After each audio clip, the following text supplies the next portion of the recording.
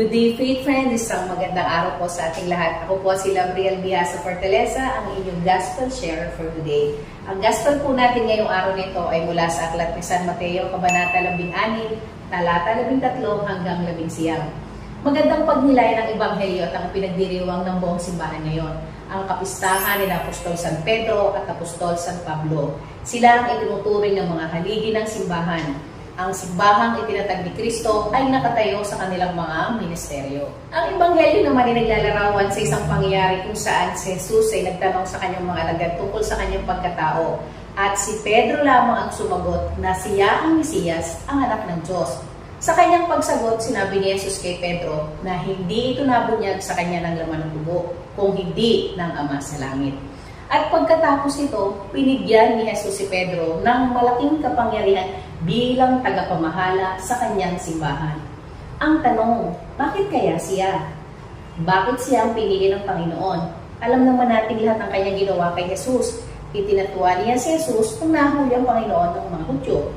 Marami siyang pagkakamaling nagawa, tulad na lamang ng panghihina ng kanyang pananampalataya. Pero, bakit nga ba siya? Mga faith friends, si San Pedro ay salamin din natin lahat. Marami tayong pagkakamali sa Diyos. Alaman natin o hindi, madalas tayong nangunguna at nadadapa dahil sa ating kahinaan. Ngunit hindi dapat tayo magbaling sa atensyon sa kung ano ang kahinaan at mga hindi maganda sa atin, kung hindi sa walang hanggang katapatan ng Panginoon sa atin.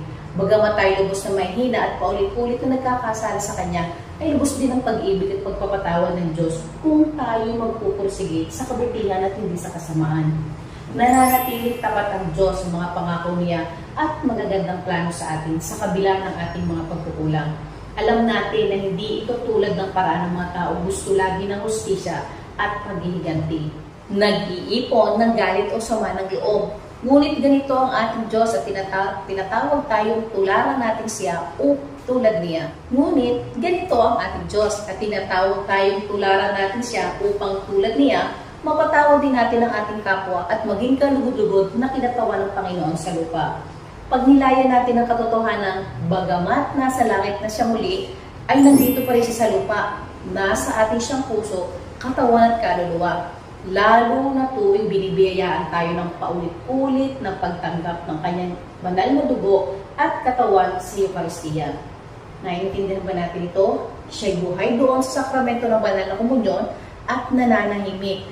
At siya'y mapapansin lamang din natin sa kapayapaan at katahimikan ng ating puso. Gaya ni San Pedro, nawa tayo ay tanggapin ng maluwag ng ating mga pagkakamali sa Diyos.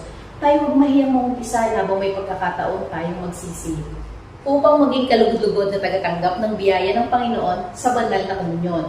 Ito ang ating magiging susi sa ating pagbabago. Tulad ni San Pedro na naglakbay din mula sa pagiging makasalanan hanggang sa pagiging santo. Magiging mas matatag tayo sa ating mga nalagpasan at bibigyan tayo ng Diyos ng biyayang higit pa sa ating inaakala. Dahil minahal natin siya sa kabila ng ating mga paghihirap. Kaya faith friends, manalig lamang tayo kay Jesus at magiging magaan ang takbo ng ating buhay.